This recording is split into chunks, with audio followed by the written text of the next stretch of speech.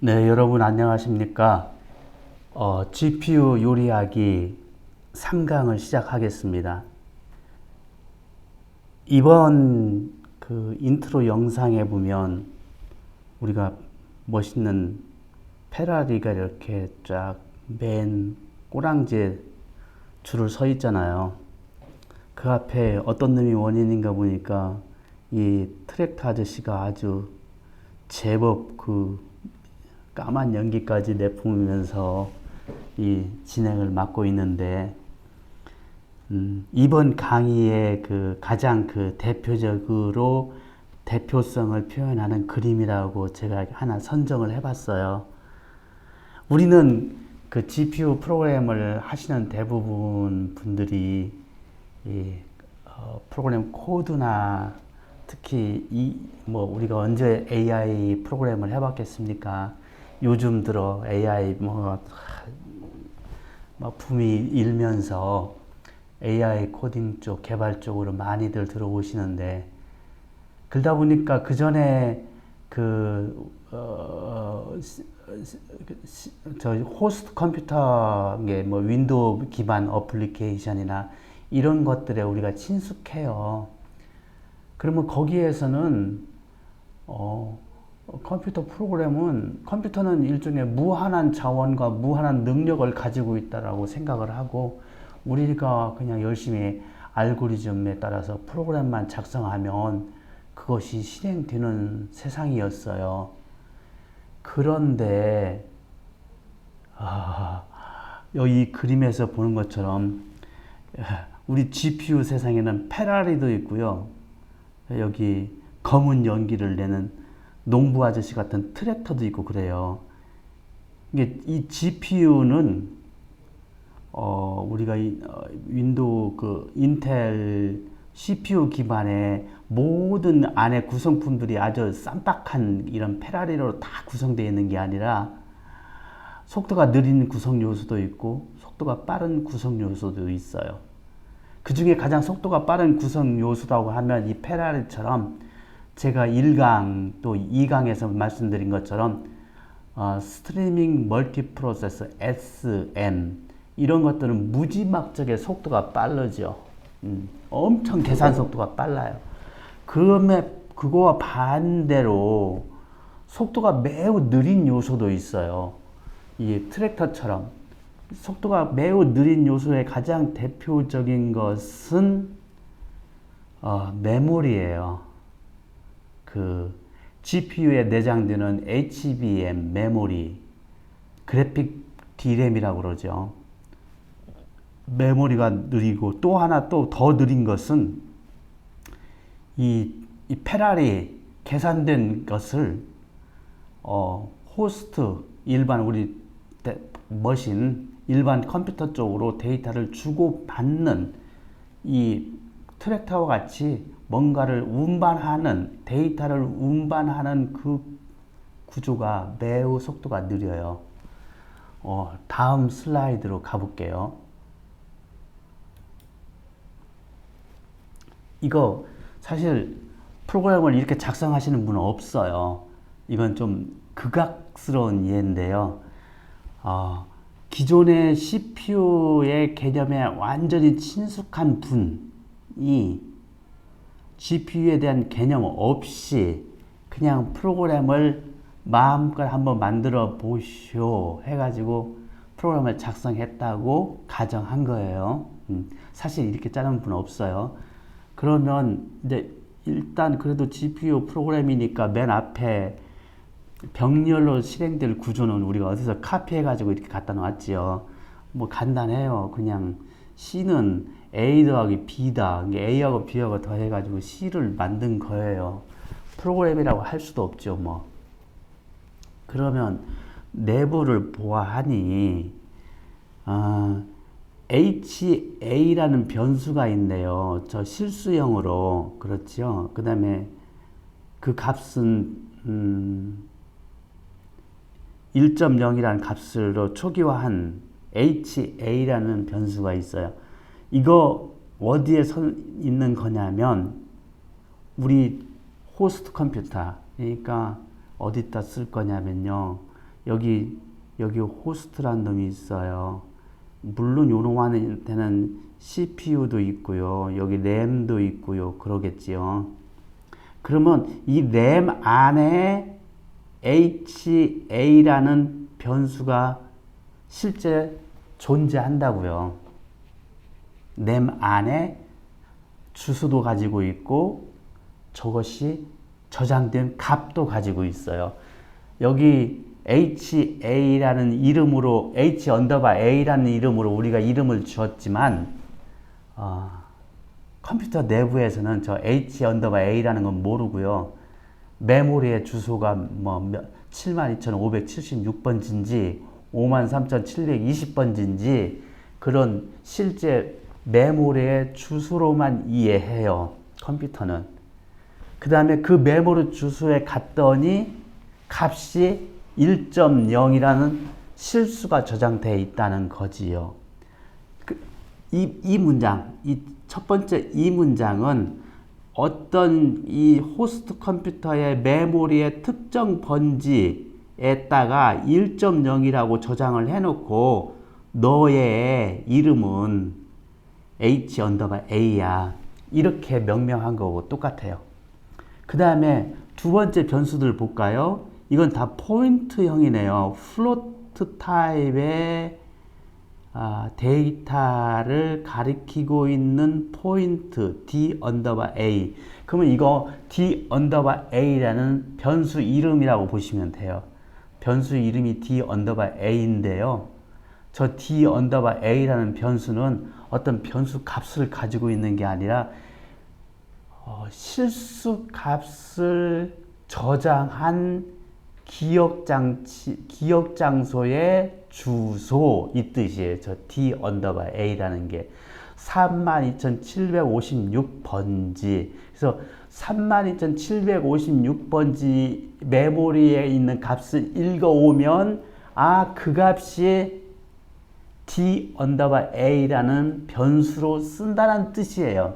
그게 그 번지의 값이 뭐 D_A가 될지 B가 될지 C가 될지 몰라요. 그냥 그 메모리에 저장된 값을 D_A라는 이름으로 해석을 할게.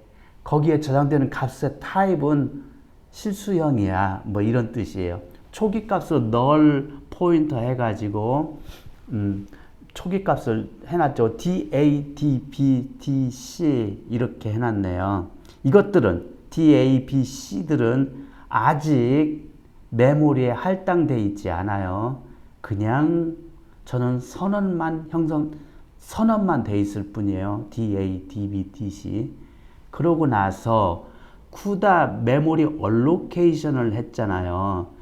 그래서 사이즈는 실수형 이거 4바이트예요.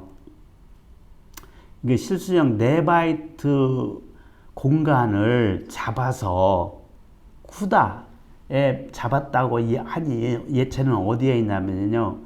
GPU에 있고 GPU에는 또 여기 스트리밍 멀티 프로세서들도 엄청 많이 있다고 그랬잖아요. 제가 이렇게 동글동글. 그리고 여기에 HBM이라는 글로벌 메모리가 있잖아요. 이 CUDA MEM allocation 해가지고 잡히는 변수들은 다 이 HBM에 생성이 돼요. 여기에. 이 강의 처음 번에 말씀드릴 때 제가 대충 한 30년을 이런 컴퓨터 하드웨어와 소프트웨어, 뭐 반도체 회로, 전자 회로 뭐 이런 것들을 해먹고 살았다고 그랬잖아요. 옛날에는 사실 컴퓨터 하드웨어를 몰랐어도 크게 문제가 없었는데 이 GPU가 들어오면서 상대적으로 컴퓨터의 하드웨어 구성 요소들을 잘 알아야만 프로그램을 효율적으로 하는 시대가 됐어요. 지금 제가 빨간 동글뱅이로 얘는 호스트의 램에 있습니다. 얘는 GPU의 HBM에 있습니다. 라고 여러분에게 아주 생소한 얘기들을 계속 드리잖아요. 일반적인 프로그래머는 과거에는 그게 램에 있든지 어디에 있든지 신경 쓸 바가 아니었어요. 그냥 변수 쫙 선언해가지고 프로그래밍 실행해가지고 결과가 나오면 끝이었어요. 그게 일반적으로 우리가 아는 윈도우 어플리케이션이나 뭐 인터넷 어플리케이션이나 다 대동소이해요. 뭐 나도 몰라도 돼요. 이게 파일이 뭐 SSD에서 저장될 것이고 뭐 램에 올라와서 실행되겠지. 이 정도 우리가 개념만 알고 있었으면 충분했는데 GPU가 들어오면서 AI가 발전되면서 저것이 HBM하고 저 안에 있는 공유 메모리라는 것은 또 어디에 있냐면 여기 세어드 메모리라 해서 비슷한데요. 공유 메모리라고 쓸게요. 공유 메모리, 공매죠, 뭐.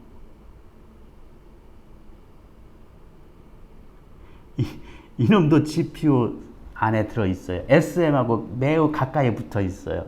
HBM보다는 매우 빨라요. 이런 얘기들을 이해를 하시면 내 GPU 프로그램이 왜 느리지? 이런 것들을 자연스럽게 터득을 하실 수 있어요. 그러면 AI GPU 어플리케이션을 만들 때 월등하게 속도도 빠르고 효율적인 그런 코드를 생성하실 수 있는 거예요. 어쨌든 GPU는 단독으로 절대 있을 수 없잖아요. 그 호스트 컴퓨터하고 같이 물려 있잖아요. 그것이 클라우드 상에 있는 서버가 됐든지 아니면 워크스테이션이 됐든지 아니면 어떤 엣지 디바이스가 됐든지 모두 다 GPU는 어떤 호스트 시스템하고 같이 물려있는 구조예요. 그래서 호스트 시스템에서 뭐 컴파일이 대부분 다 이루어지고 실행의 전체를 주관하고 있고 특히 병렬 처리가 필요한 부분만 GPU에게 인계하는 거잖아요. 야, 너 이거 이 복잡한 계산 네가 병렬로 좀 한꺼번에 해라. 그러면서 호스트가 그 코드도 GPU에게 인계해 줄 뿐만 아니라 그 병렬로 처리할 코드가 실제 처리할 데이터도 GPU에게 인계해 주잖아요. 그러지요. 그러고 GPU가 계산한 결과는 다시 호스트 쪽으로 가지고 오지요. 그 함수가 CUDA memcopy지요. 이 CUDA memcopy는 양방향이에요. 호스트에서 GPU 쪽으로 보낼 수도 있고 GPU에서 호스트로 가지고 올 수도 있어요. 두 가지 방향이에요. 그러면 코드를 보내는 명령은 뭐냐? 실행 코드를 보내는 명령은 요거잖아요. add kernel하고 갈매기 3개, 이 갈매기 3개가 표를 이용을 해가지고 야, 이거 add kernel이라는 실행 코드 너 GPU야, 너한테 던질게. 그렇게 되는 거잖아요. 그래서 우리는 실행 코드하고 데이터를 GPU에게 던져요. 실행해달라고. 그러면 GPU는 그걸 다 처리해서 코드는 나한테 던질 필요 없지요. 계산된 결과를 다시 CUDA memcopy로 해서 나한테 보내주는 일을 하지요. 맞죠? 여러분 익히 아시는 개념이잖아요. 그 다음에 CUDA Device Synchronize는 이 SM들이 무지개수로 많잖아요. 뭐 요즘에 나오는 클라우드 기반은 1000개가 넘어가요. 우리가 저희 PC에서 쓰는 것도 뭐 60몇 개에서 100개가 넘어가는 경우가 있어요.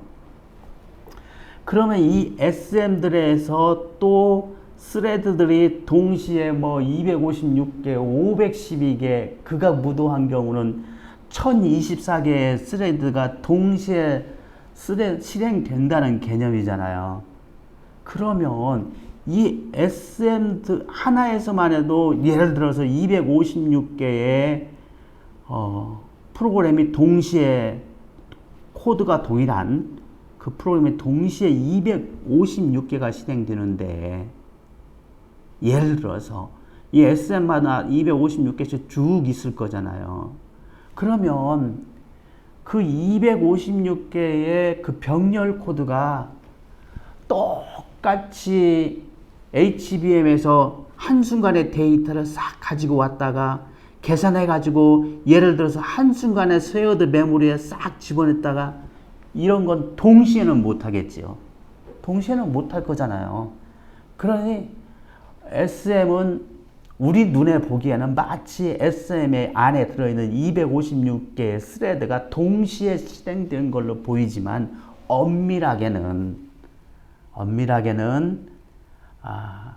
32개의 스레드 묶음 워프라는 단위로 묶어가지고 그 워프들이 쭉 기차처럼 줄 서 있는 구조예요.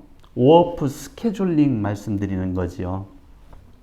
그런 32개 단위의 워프들이 줄져 있으면서 각각 자기들이 내가 필요한 데이터 렐인지 아니면 나 스틸 웨이팅인지 이 상태들을 계속 워크 스케줄러에게 보내는 거예요. 그 워크 스케줄러는 그 워프 대기열들에 있는 워프들 중에서 나 준비 완료됐어요 하고 파란불이 들어와 있는 워프들을 바로 스트림 SM 그 계산기 공장에다가 집어넣는 거지요. 그리고 계산기 공장에 들어가서 실행을 하다가 만약에 나 HBM 데이터가 새로 필요한데요. 그러면 즉시 방출돼 버려요. 다시 워프 스케줄러로 쫓겨 나오는 거지요. 근데 이런 워프 스케줄러에 쫓겨 나와서 대기열에 있다가 레디 상태가 되면 다시 실행을 했다가 이런 전환이 1초에 거의 1조 번 일어날 정도로 매우 빠르게 실행돼요. 1초에 1조 번 전환이 일어난다고요. 대충 1GHz니까. 아니 10억 번이네요. 저 메가헤르츠가 100만이니까 1000만, 억, 10억 번. 기가헤르츠면 1초에 10억 번 전환이 일어난다고 볼 수 있어요. 근데 요즘에 기가헤르츠가 넘잖아요. 10억 번, 100억 번 뭐 이렇게 돼요. 그러니까 우리가 보기에는 거의 우리 인간의 시간 개념으로는 동시에 저것들이 실행된다라고 볼 수 있어요. 자, 이 코드로 다시 돌아올게요. 그러면 쿠다 맨카피, 애드 커널, 쿠다 싱크로나이즈 이런 것들은 알잖아요, 대충. 그러면 이 프로그램을 작성하신 분은 이 개발자 분은 우리들 대부분하고 비슷하게 저것이 HBM에 있는지 공유 메모리에 있는지 공유 메모리하고 HBM하고 뭐가 다른지도 몰라요. 글자만 다르죠. 공유 메모리, HBM 이 정도로만 이해하고 있지 HBM이 어떤 건지 공유 메모리가 속도가 어떤 건지 HBM은 얼마나 방대한 양이 있는지 왜 HBM을 써야 하는지 왜 공유 메모리를 써야 하는지 그런 디테일한 것을 잘 모르시는 개발자예요. 이분이. 그런 분이 프로그램을 짰다라고 생각을 하고 여기 예시로 만들어 놨어요. 그러니 이분은 이렇게 했나요? 일단 쿠다 메모리 얼로케이션 해가지고 DA, DB, DC 세 개의 여기는 안 나와 있지만 여기 점점점 해가지고 생략했잖아요. 저기 GPU에다가 메모리 공간에 HBM 메모리 공간에다가 DA, DB, DC 이렇게 쭉 잡아놨어요. 그건데 여기 보니까 1024개잖아요. 개수가. 그리고 플로트잖아요. 그러니까 1024개 곱하기 한 놈당 4바이트예요. 하면 4096일 거요.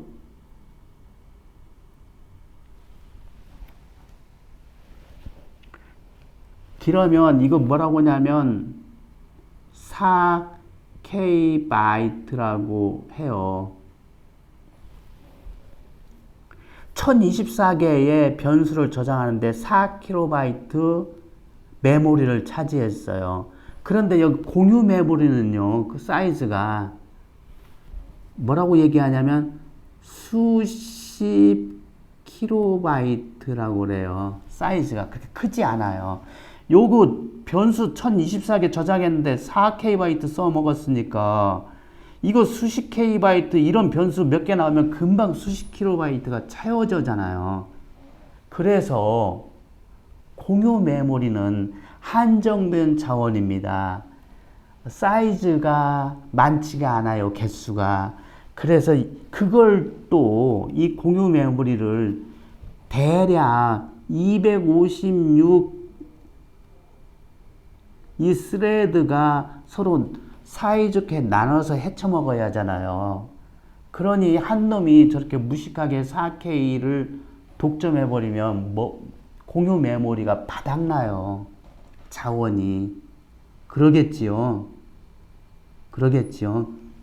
이런 얘기들은 이 GPU의 하드웨어에 대해서 어느 정도 서로 이해를 하고 있으면 내가 프로그램을 이렇게 짜면 공유 메모리가 쉽게 금방 바닥나가지고 내 어플리케이션 스레드가 100개가 몇몇 개가 있다 할지라도 풀고 앞에서 몇 개에서 쓰고 나머지는 다 공유 메모리가 부족해가지고 대기 행렬을 타고 있는 그런 성능이 극악한 현상에 나타날 수 있다는 걸 이해하실 수 있다고요.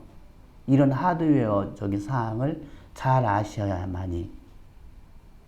그런 것 중요합니다. 우리가 이제까지 갖고 놀던 이상적인 컴퓨터는 아닙니다. 윈도우 기반의 어플을 개판 5분 전으로 짜도 알아서 돌아가는 그런 시대는 GPU에서는 성립되지 않아요. GPU를 가격도 비쌀 뿐만이 아니라 GPU는 아까 그림에서 보셨잖아요. 이거 저 말 그려져 있는 거 저거 되게 비싸잖아요. 살짝 스치기만 해도 몇백만 원 수리비 나가는 건 그냥 일도 아니잖아요. 그러니 저거 차 만약에 저는 없지만 사면 저거 차 모시고 다니는 수준이잖아요. 그러죠? 마찬가지예요. 이거 GPU 무지막지하게 비싸잖아요. 그래가지고 이거 윈도우 PC 이거 해야 기껏해야 100만 원, 200만 원도 안 되는 거까지 거. 막 쓰다가 고장나면 새로 바꿔치기 하면 되는데 GPU는 클라우드에 써도 비싸고 내가 하나 장만하려고 해도 게임용으로 장만 안 해도 몇십만 원, 최소한 몇십만 원 이상이잖아요. 그래서 이 GPU는 아주 저 페라리를 모시듯이 GPU의 속속들이 성능에 대해서 미안하지만 비싼 놈을 갖고 노시려면 그 비싼 놈에 대해서 상세하게 좀 아셔야 돼요. 그래야 이 비싼 놈을 갖고 놀 만한 자격이 주어지는 거예요. 여러분들이 이 GPU라는 비싼 자동차와 호스트 IBM PC라는 저렴한 보급품 자동차 두 손에 있는데요. 내가 삶을 고급스럽게 영유하고 싶으시면 저 비싼 GPU를 고급스럽게 쓸 줄 알면 내 삶이 사실은 윤택해질 거라고 저는 생각을 해요. 이 호스트 PC는 저기서 아무리 재주를 부려도 사실은 내 삶이 개발자로서 윤택해지기가 상당히 어렵죠. 이놈 저놈 하는 놈들이 많아가지고. 근데 이 GPU는 사실 다가가기가 어렵다고요. 코드 자체부터가 이상하게 생겼지요. 거기에 이게 글로벌 메모리가 어쩌네, 공유 메모리가 어쩌네, 레지스터 메모리는 어쩌네, 1차 캐시가 있고 2차 캐시가 있고 어쩌네, 스레드가 동시에 병렬로 처리가 된다네. 대충 우리가 친숙하게 알아야 할 개념이 제가 손에 꼽아도 10개 이상이 돼요. 금방 눈에 꼽아도, 머리에 꼽아도 10개 이상을 아주 친숙하게 내 머릿속에서 그냥 꿈속에서라도 누구에게 설명할 정도 그 정도로 개념을 확실히 가지고 있어야만 이 GPU 개발자로서 전도가 유망하시다고 볼 수 있어요. 서론이 길었어요. 다음 페이지로 넘어갈게요. 그러면 저 아까 같이 그 못된 먹은 프로그램을 바꿨어요. 어떻게 바꿨냐면 여기 루블 1000번 뺑뺑이를 돌면서요. 쿠다 멤 카피를 하잖아요. 이거 쿠다 멤카피가 뭐라고 그랬지요? 여기 호스트라는 놈이 있고요. 여기 GPU라는 놈이 있고요. 요 호스트에서 GPU로 가지고 오는 게 이게 쿠다 MCPY라고요. 요렇게 가지고 오는. 또 반대로 요리로 가는 것도 쿠다 멤카피라고요. 그러면 이 코드는 1000번 쿠다 멤카피를 리퀘스트 하는 거예요. 만약에 이 GPU 구조를 모르면 당연히 이게 뭘 어찌라고 뭐 눕 1000번 돌면서 가지고 메모리에서 메모리 카피하는 거 아니야 이렇게 이해하실 수 있어요. 이러면 안 된다는 거예요. 이건 단순한 메모리 카피가 아니라 호스트와 GPU 사이에 메모리 데이터 이동 작업이에요. 조금 더 지난번에 설명을 드렸잖아요. 이건 실제로 어떻게 이루어지냐면 PCI 익스프레스 해가지고 이렇게 써요. PCI 익스프레스라는 통신 버스. 괜히 이런 말씀드리면 또 그냥 일단 PCI 버스를 통해서 데이터를 받고 주는 거예요. 근데 이 PCI 통신 버스의 속도가 그렇게 썩 빠르지가 않다는 게 문제예요. 여기 호스트에는 여기는 아주 똘똘하고 빠른 CPU가 있죠. 엄청 빨라요.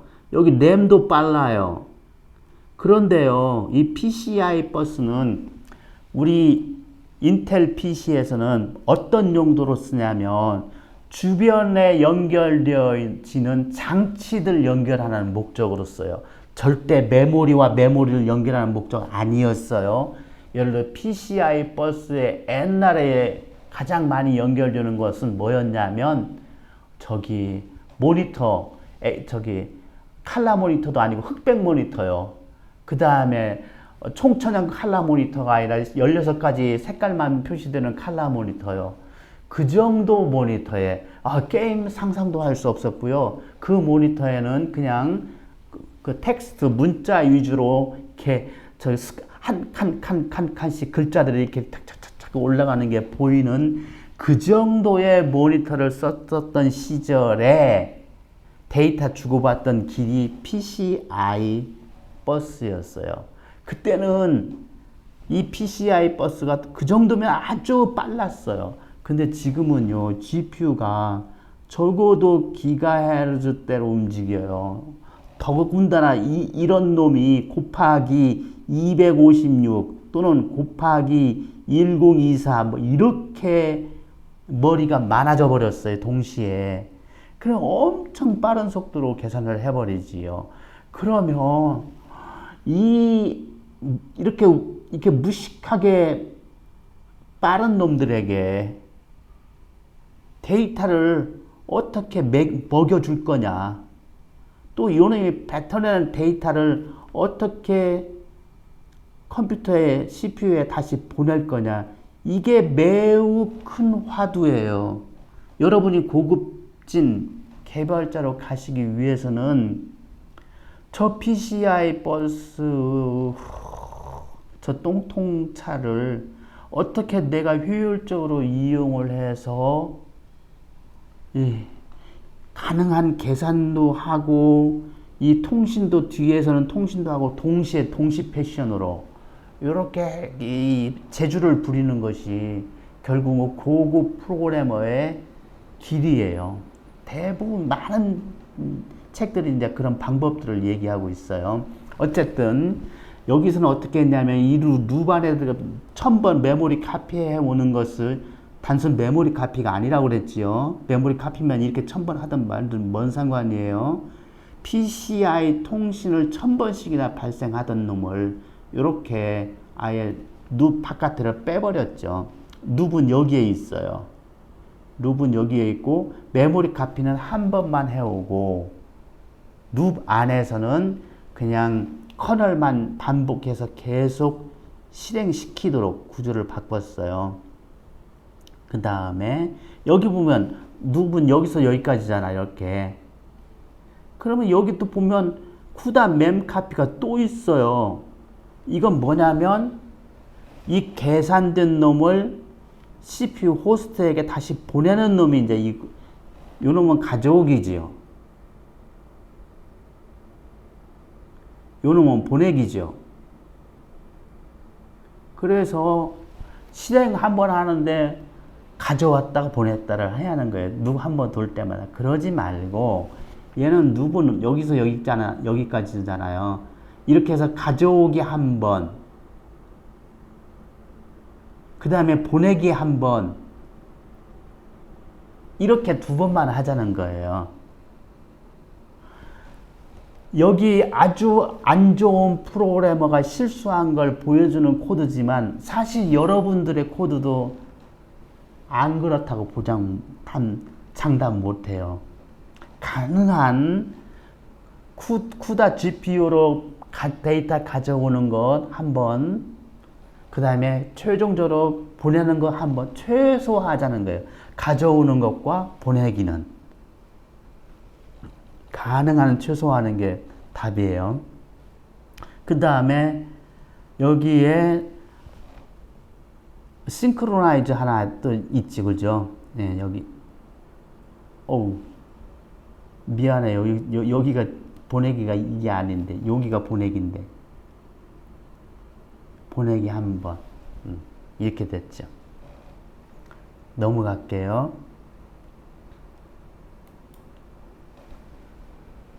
두 번째 최적화 방법.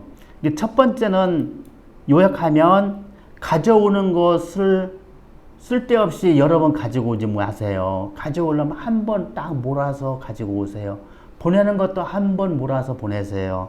저 동작을 가능한 통신 오버헤드를 줄여주는 게 좋다. 그게 첫 번째 얘기고요. 두 번째는 여기 지금 SASB 이전 프로그램을 어떻게 했냐면 이거 SASB를 갖다가 HBM 메모리에다 상주하는 변수로 선언을 했어요. 근데 여기에서는 앞에 쉐어드라는 유식한 말로 한정자라고 그러잖아요. 뭐 그냥 쉐어드 변수로 선언했다고 이렇게 쉽게 이해하죠. 뭐 저렇게 쉐어드 공유 메모리에 상주하는 또 공유 메모리에 살아가는 변수 뭐 이런 느낌이에요. 공유 메모리에 존재하는 변수. 그러니까 우리는 GPU 프로그래머를 할 때는 HBM에 존재하는 변수를 만들 수도 있고 공유 메모리에 존재하는 변수도 만들 수 있어요. 변수가 살아가는 터대를 기초 어떤 집을 HBM에다 만들어 줄 거냐 아니면 이쪽 공유 메모리에다 만들어 줄 거냐 두 가지를 선택할 수 있어요. 쉐어드를 썼냐 안 썼냐에 따라서 달라지죠. 예. 그런 다음에 보시죠. 원래는 이 인덱스 IDX 결정하잖아요. 그 스레드에 이게 처음에 그리드 구조에 그리드 안에 얼마만큼 블럭이 들어있고 각 블럭들은 몇 개의 스레드로 구성되어 있니 이 정보를 가지고 블럭 IDX, 스레드 IDX, 그 다음에 블럭 딤 크게 3개의 팩터가 결정이 되잖아요. 이런 것들이 확정이 돼 가지고 우리가 스레드 실행을 하면 각각 스레드에게 너는 누구야? 너가 담당한 거는 몇 번이야? 너가 담당한 건 몇 번이야? 이런 인포메이션이 넘어오는데 넘어온 그 정보를 가지고 나는 도대체 몇 번의 데이터를 처리해야 하는 거지? 나는 누구인가를 찾아내는 것이 이 IDX 계산이잖아요. 그죠? 이미 다 알고 있는 거잖아요. 예. 그래서 여기서 보면 C는 A 더하기 B 근데 이 모든 것들이 전부 다 이 C도 그러고 A도 그러고 B도 그러고 전부 다 HBM에 있어요.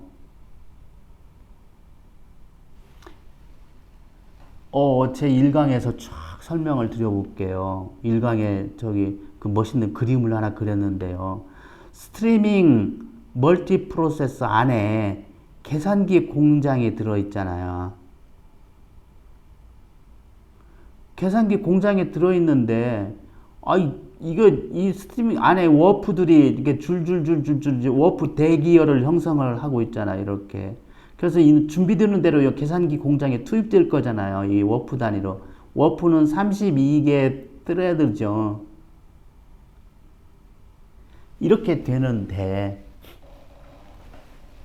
이 워프 스케줄러에서 얘들이 어떤 데이터가 필요하지를 먼저 해결해야 할 거 아니에요. 그러면 요놈이 먼저 야, 이 변수 있니? 라고 일단 메모리를 뒤져볼 거라고 그러잖아요.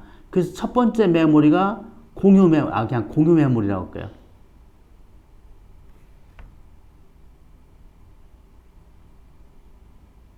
그 앞에 레지스터 메모리가 있어요.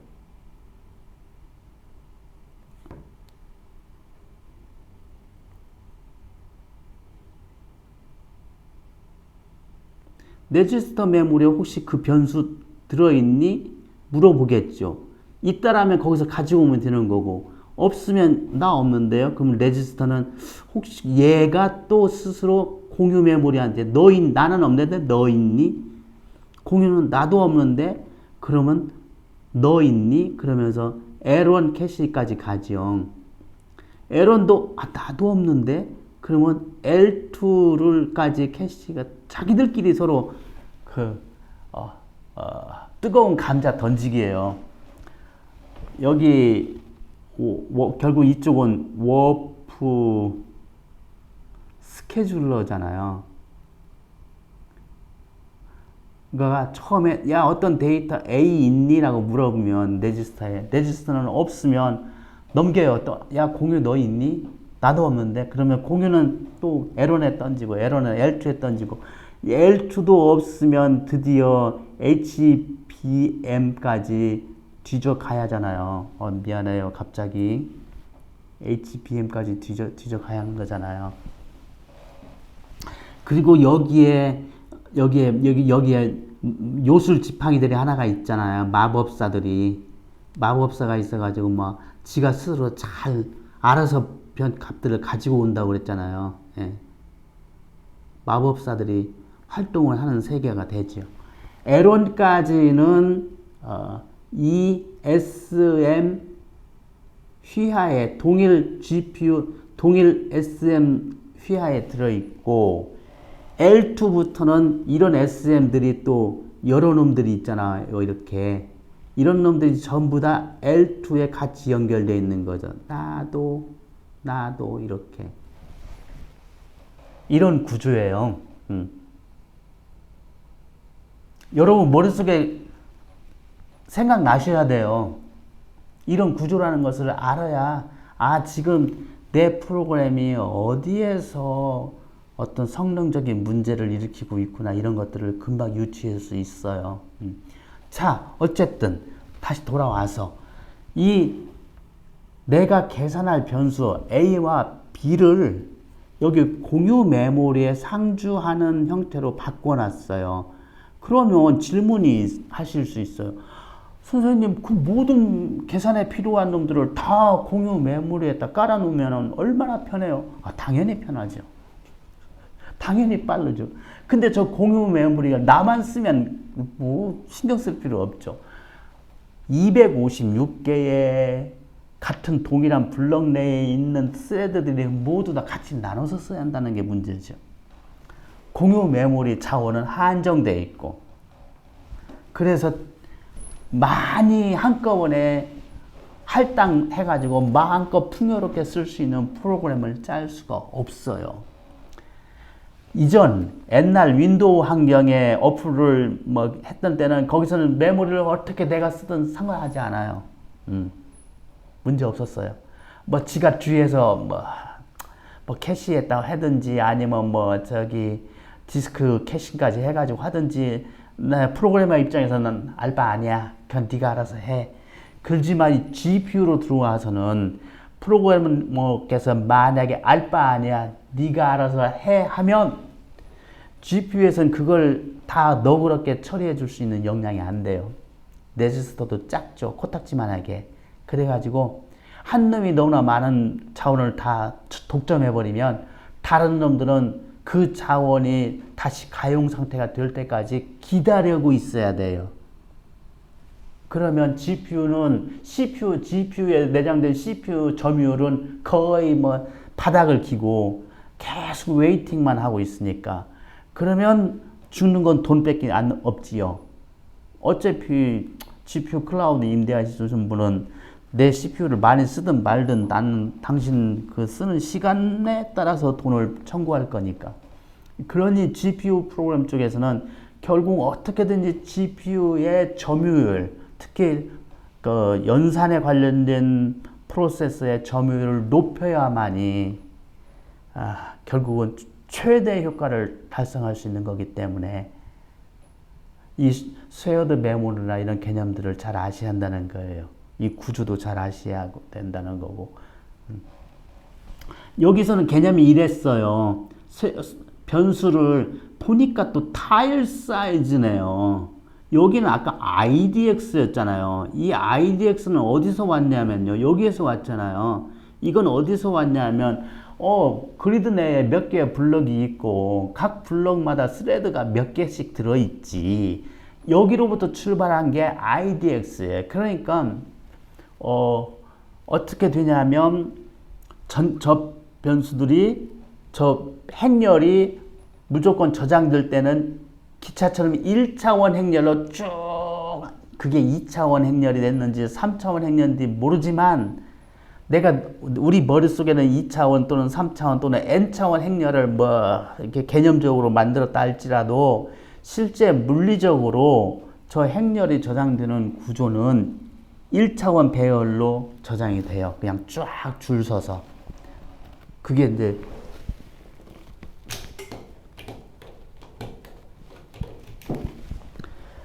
그러면 이 타이틀 사이즈라고 하면 뭘 말하냐면 이 2차원 놈들을 1차원으로 쭉 이렇게 기차처럼 쭉 기차의 1량, 2량, 3량 그 하나를 량이라고 하잖아요. 객차 단위로. 그 객차 단위로 넣어 세웠을 때 각각 하나가 이 객차 하나가 이 타일 사이즈라고 볼 수 있어요. 객차 하나가. 쟤들 하나가 하나의 행 데이터예요. 하나의 행 데이터. 그러면 2차원 배열을 갖다가 1차원으로 쭉 길게 늘어놓고 계산한다는 개념이었죠. 그래서 그걸 TID라고 여기서는 했어요. TID. TID니까 1차원 배열의 0번부터 몇 번까지 값들을 계산을 하는 건데 문제는 C가 문제예요. A하고 B는 SASB 여기 SASB라고 나왔는데 C는 S 언더바 C가 아니잖아요. 얘는 HBM에 있는 C 자체예요. 왜 다른 놈들은 공유 메모리에다 해놓고 이 C만 HBM에다가 놔뒀을까요? 공유 메모리를 안 가지고 오고 물론 공유 메모리가 좀 살림살이가 넉넉하지 못하니까 안 가지고 올 수도 있겠지만 가장 중요한 것은 여기서 이 C 값은 계산한 다음에 다시 저 호스트 컴퓨터에다 보낼 거잖아요. 돌려줄 거잖아요. 그러니까 호스트에 돌려줄 놈들은 어쩔 수 없이 H 전용 메모리에다 가지고 있을 수밖에 없어요. 왜 그러냐면 쿠다 memcpy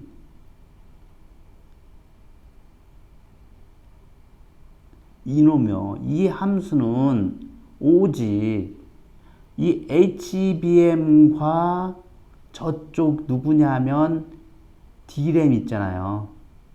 호스트에. 이 두 놈 사이에 데이터를 주고받는 함수예요. 쿠다 멤카피는. 이 방향이든지 이 방향이든지요.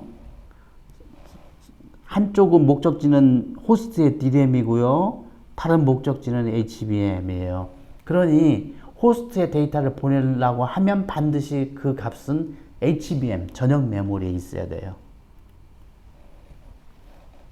자, 공유 메모리를 조금 알기 쉽게 저 타일링이라는 개념이 중요해요.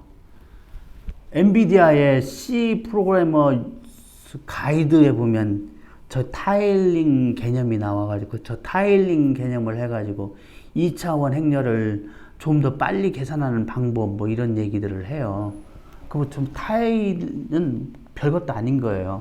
어차피 행렬이 2차원 행렬이 있다라면 이렇게 여기까지가 하나의 1행 데이터, 그 다음에 여기까지는 2행 데이터, 또르르르 해서 여기까지는 요놈은 n행 데이터인 거예요. 256개씩, 열은 256개죠.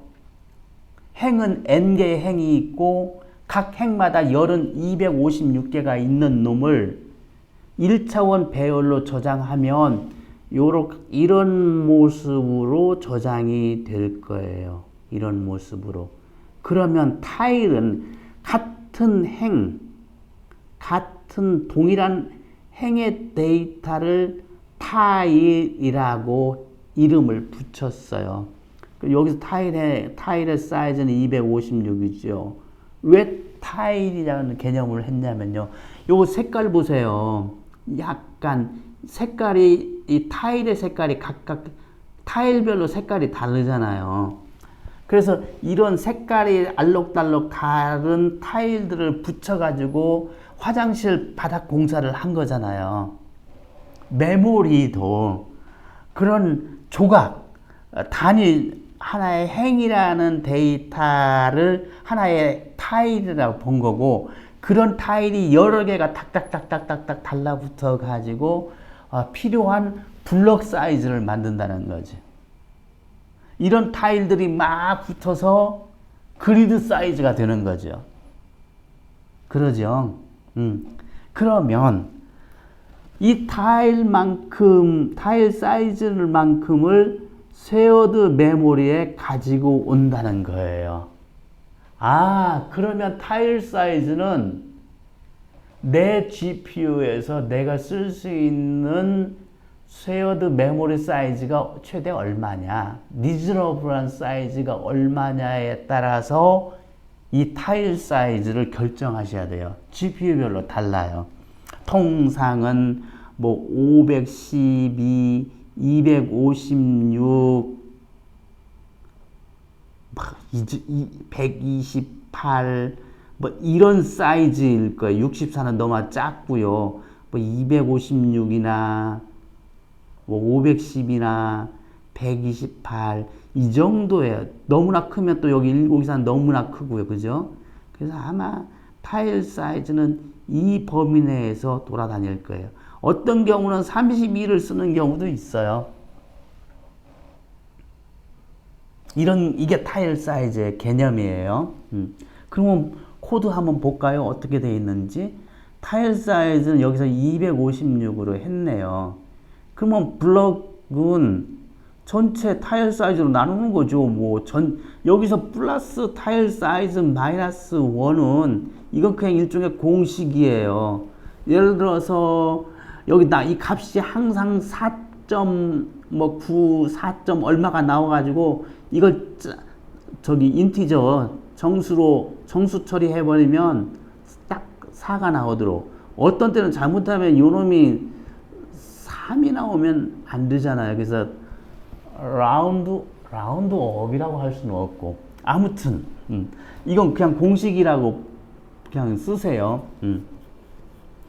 저런 식으로 해가지고 블럭 수와 그 다음에 결국은 타일 사이즈가 그 블럭의 크기가 되는 거잖아요. 그 다음에 그 전체 스레드 수를 타일 사이즈로 나누는 게 넘버 오브 블럭이 되는 거잖아요. 이미 알고 계시는 개념이죠. 네. 그 다음에 쉐어드 해가지고 타일 사이즈 이렇게 해서 요게 뭔 뜻이다? 저 S 언더바 데이터는 공유 메모리에 살고 있는 변수다. IDX는 어떤 주소다? 이건 원래 2차원적인 구조에 기반한 설계도에 기반한 아파트 공사 설계도에 기반한 각각의 요소들의 주소다. 글로벌 체계의 주소예요. 글로벌 체계라고요. 뭐라고 그랬죠? HBM에 상주하는 놈의 주소다. 똑같은 개념이에요. 그러면 TID는 TID 타일 얘는 1차원 배열이구나. 얘는 쉐어드 공유 메모리에 상주하는 주소다. 뭐 이런 개념으로 알아두시면 돼요.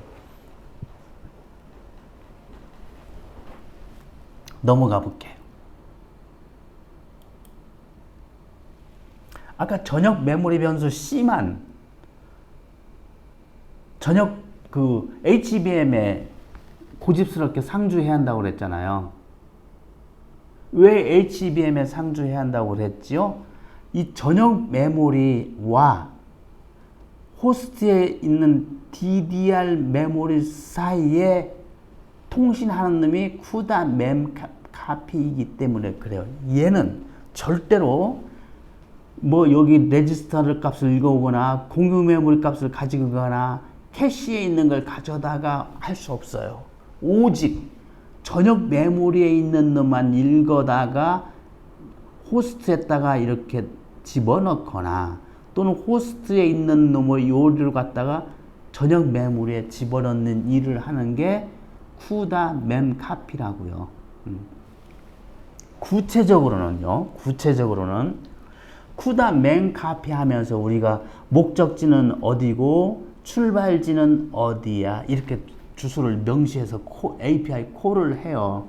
그러면 엔비디아 GPU 내에 카피 엔진이 따로 있어요. 일종의 별도의 어떤 CPU 또는 어떤 별도의 컴퓨터라고 생각하시면 돼요. 호스트에서 API를 콜했는데 실제 그 API를 실행은 누가 하냐면 이 GPU에 있는 별도의 컴퓨터가 그 코드를 실행을 해요. 이거 별도의 컴퓨터예요. 어떻게 실행하냐면요.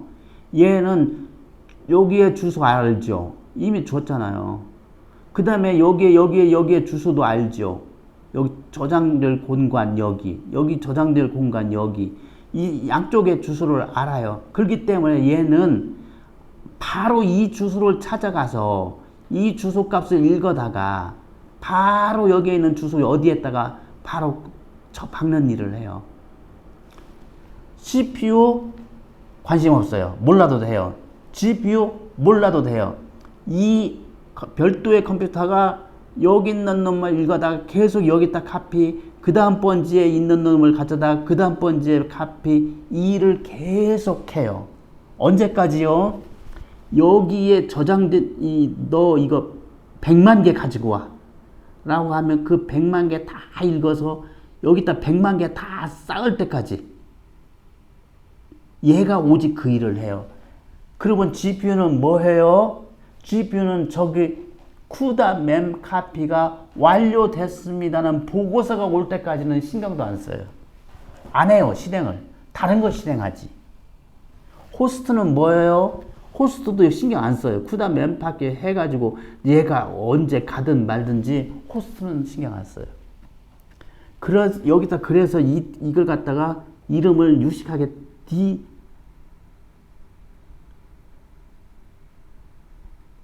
다이내믹 메모리 컨트롤러예요.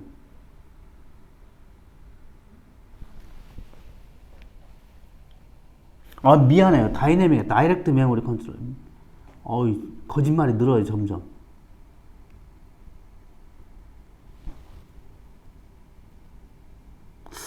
아, 헷갈리는데요? 아닌데요? 다이내믹.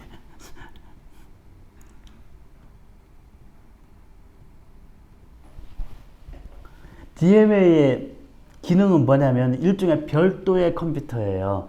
그래서 다이내믹 맞아요. 여기 시작 주소, 여기 시작 주소, 그 다음 여기 개수 몇 개만 정해지면 그 시작 주소와 개수가 다이내믹하게 저장해 주시기만 하면 자기에게 오케이 시작 주소와 개수만 필요한 대로 언제든지 요청만 하시면 나는 묻지도 따지지도 않고 그 시작 주소에서 그만큼 개수를 가져다가 그 도착지 주소에서부터 쭉 그만큼 개수 많고 깔아 옮기는 일을 할게요. 이런 컴퓨터예요. 이름이 다이내믹 메모리 컨트롤러인데 이름은 중요하지 않고요. 쿠다 멤카피 API가 호출되면 저런 별도의 하드웨어가 작동을 해서 호스트와 GPU 사이에 데이터를 전송해주고 하는 일을 한다라는 개념을 이해하시는 게 중요해요. 이 DMA는 충분히 빠른데요. 문제는 이 PCI 버스가 어떻다고요? 느리다. 이 길이 느려가지고요. 저 방대한 데이터를 주고받는데 시간이 많이 걸려요. 이 C라는 변수는 여기 있고 A와 B는 어디에 있었어요? 아까 여기 공유 메모리에 있었잖아요. S, A, S, B는 여기 있었잖아요. 그죠? 왜 그냐? 이 C라는 것은 쿠다 멤카피가 사용을 해서 가져가고 가져오고 해야 하기 때문에 이런 말씀을 드렸어요. 그러면 이거 N사이트 프로파일인데요. 이거 그림으로 설명하면 솔직히 제가 일단 한국말로 이렇게 1, 2, 3, 4, 5, 6, 7, 8, 9 써놔도 여러분들 이해가 안 되고 친숙하지가 않아서 제가 이 녹화 영상이지만 조금 지저분하게 저 N사이트 프로그램을 실행을 시켜서 저걸 한번 보여드려 볼게요. N사이트 시스템즈 엔비디아에서 공짜로 주는 프로그램이에요. 품질이나 사용법이나 기능은 절대 공짜가 아니에요. 근데 쓰는 방법도 절대 공짜가 아니에요. 되게 어려워요. 저 사용 방법 매뉴얼은 더더욱 머리 아파요. 일단 프로파일을 만드는 걸 하나 올려볼게요. 배드 코드라고 이거 클라우드 콜앱 구글 콜앱에 가서 T4 서버를 접속을 해서요. 이 프로파일을 생성을 했어요. 근데 제가 연결했을 때는 됐는데 이걸 근래 여러 사람들이 많이 그 GPU를 연결해 가지고 이 프로파일링을 돌렸던 모양이에요. 갑자기 하드웨어 프로파일링이 작동을 안 하게 해놨어요. 여기 보시면 그림이 여기 위에 있는 그림들은 별 일 없고요. 밑에 색깔이 알록달록한 놈이 중요하잖아요. 여기 보라색 색깔은 뭘 말하냐면 PCIe write request네요. 그러니 여기에 보라색이 이렇게 올라가 가지고 퍼센테이지 보면 대충 50%를 차지하고 있다는 얘기는 호스트와 GPU의 HBM 사이에 호스트의 DDR 램과 GPU의 HBM 사이에 이 PCI 통신으로 데이터를 주고받는 일이 이만큼 벌어지고 있어요. 그런 뜻이에요. 이 보라색은. 그 다음에 여기 보면 또 쿠다 API가 있잖아요. 빨강이로 쿠다 멤 얼럭에서 매우 길잖아요. 이건 어, GPU에서 우리가 API 콜을 하잖아요. 호스트에서 API 콜이 실행이 되죠. 그러면 이게 GPU로 건너가서 실행이 되잖아요. 그러면 GPU는 그걸 기록을 해요. 언제 API가 실행이 되기 시작해서 언제 끝났는지를 기록을 한 거예요. 이게 빨갱이에요. 그 다음에 여기 보면 이제 조금 더 여기 확대를 해볼게요. 여기 이 메모리 얼로케이션 끝난 지점을 제가 확대해 볼게요. 계속 마우스 확대 버튼을 누르면 이렇게 벌어져요. 확대, 확대, 확대, 확대, 확대.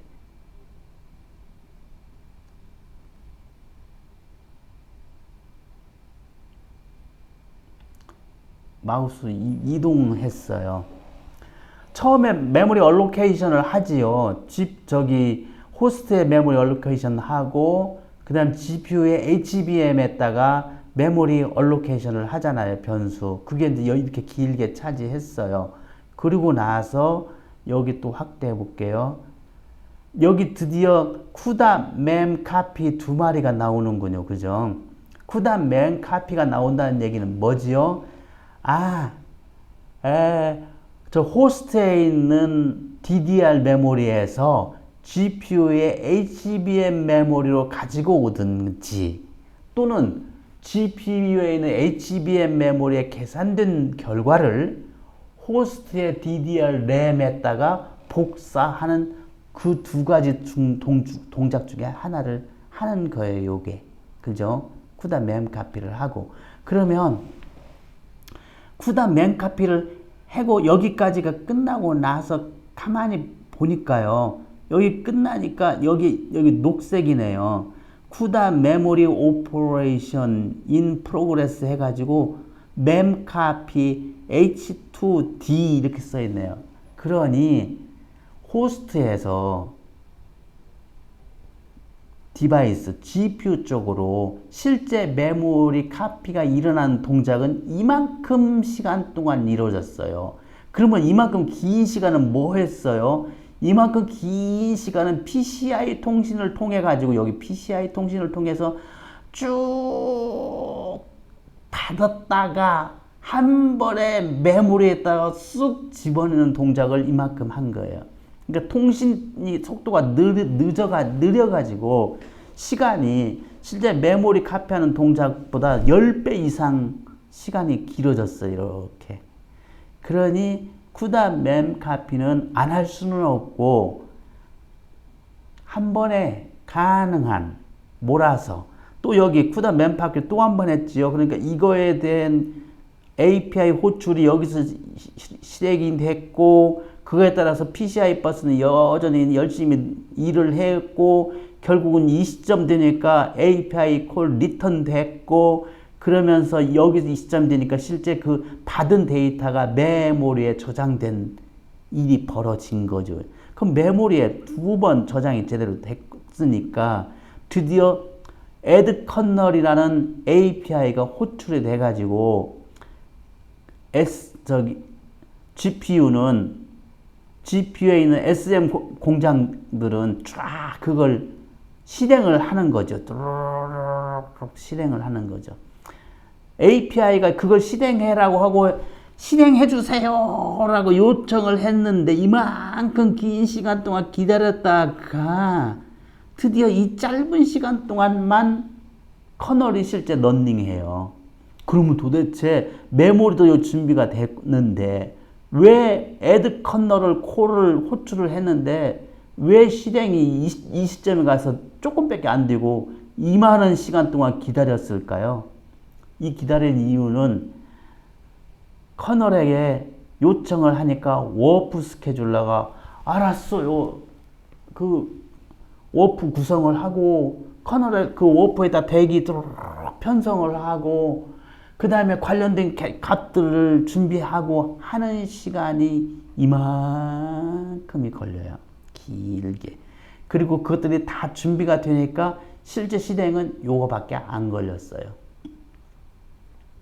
앞에는 길었어요. 쿠다 맴카피의 add 커널이. 근데 뒤로 가보니까 맴카피도 비슷하잖아요. 두 번째는 비슷하고 커널이 애드 커널 호출되면 바로 실행돼 버려요. 그래서 더 이상 워프 스케줄러가 작업 새롭게 만들고 그룹핑을 하고 그런 일 안 하니까 그 다음 두 번째, 세 번째부터는 애드 커널 API가 호출되면 바로 실행되고 그거에 따라서 여기 보면 메모리가 빨간색이 있어요. 이건 뭐냐면 디바이스에서 호스트로 GPU에서 계산된 결과를 호스트로 보내는 동작이고 이거 파랑에 녹색은 호스트에서 디바이스로 데이터를 가지고 오는 동작이에요. 이것들이 무수히 아까 룹을 1000번 돌았잖아요. 그러니 요 놈을 짜면 이런 것들이 1000개가 계속 무한스럽게 무한이 아니라 1000번 반복돼요. 이런 것들이.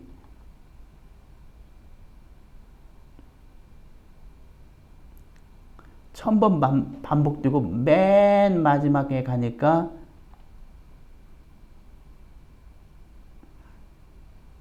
결국 쿠다 프리 해가지고 얼로케이션 된 메모리들 다 집에 보내는 일을 하잖아요. 이게 맨 마지막에 싱크로나이즈 콜 한 거네. 쿠다 싱크. 그죠? 쿠다 디바이스 싱크로나이즈 하고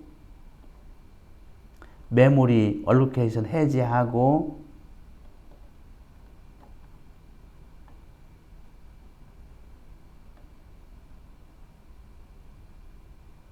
그 다음에 실행을 종료하는 거죠. 이게 엔비디아의 엔사이트 시스템스라는 프로그램이 이렇게 작동을 해요.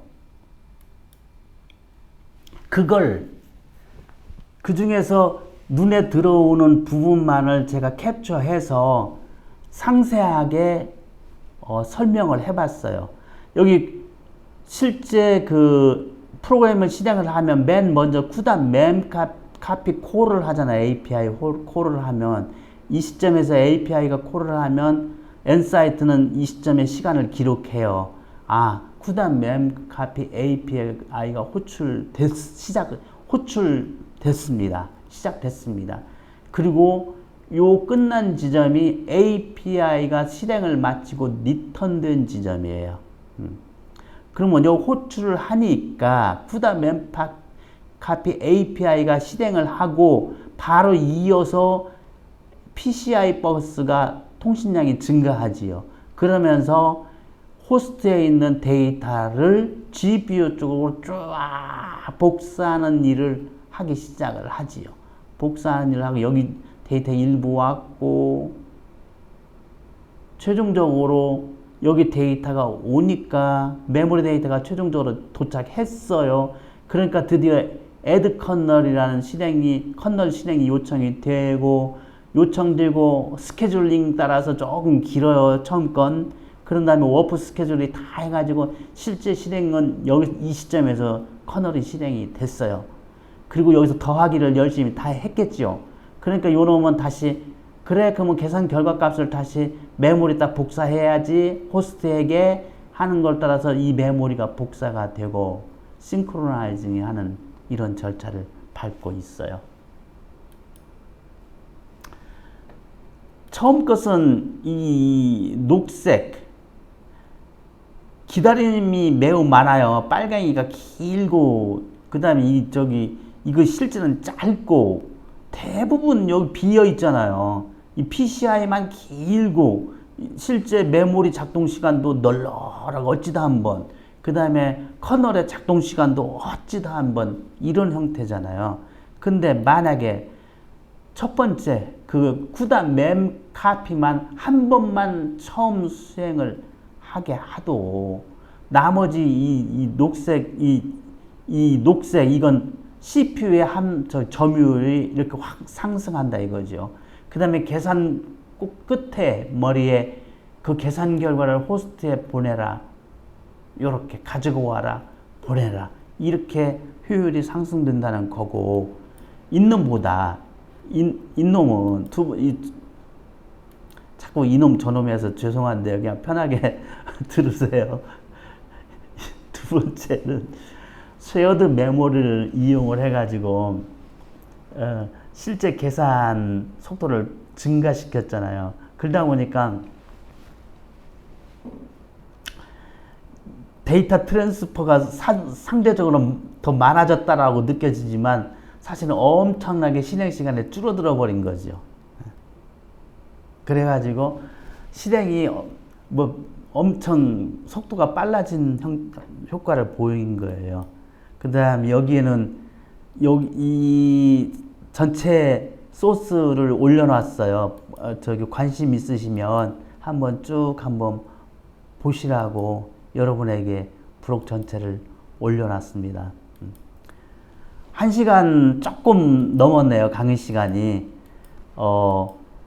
모쪼록 진짜 재미없는 내용이에요. 이거 그냥 혼자 이 쿠다 프로그래밍 보다가 혹시 욕을 바가지로 하면서 하시면은 제 설명이 조금 제가 그것들이 왜 하드웨어적으로 왜 느릴 수밖에 없고 왜 쉐어드 메모리를 하면 이런 구조고 이런 역학적인 관계이기 때문에 빨라질 수밖에 없고 이런 뒷 배경, 뒷 담화 일반적인 자료들이 설명하지 않는 그런 내용들을 설명을 드려서 이 재미떼기 없는 코드를 조금 그래도 이 코드가 저런 뜻이구나 저래서 이렇구나라고 여러분 머리에 조금이라도 조금 다가온다라면 조금이라도 이해하는 데 도움이 됐다라면 저는 존재 이유를 다 했어요. 그렇게 기대하고 있거든요. 다음번이 마지막 네 번째 강의인데 여기서는 지금은 싱크로나이즈를 무식하게 모든 스레드 다 멈추어 이런 싱크로나이즈를 했는데 이걸 좀 개선하는 방법을 설명을 드릴 거예요. 그래서 일단 4개의 강으로 해가지고 GPU 요리하기를 한번 구성을 할 거고요. 그 이후 또 여러분들의 의견이나 이런 걸 보면서 좀 더 최적화 쪽을 한다든지 아니면 좀 더 아이고 이런 강의도 너무나 어렵네요. 그래서 조금 더 쉬운 쪽으로 좀 해주세요라고 한다든지 제가 방향을 설정해 보겠습니다. 제가 말이 많아요. 말도 제대로 못하면서 말이 많다 보니까 이게 설명하다 보면 시간 가는 줄 모르고 떠드는 게 참 제 장점이다 단점인데요. 아무튼 긴 시간 들어주시라고 고생 많으셨습니다. 감사합니다.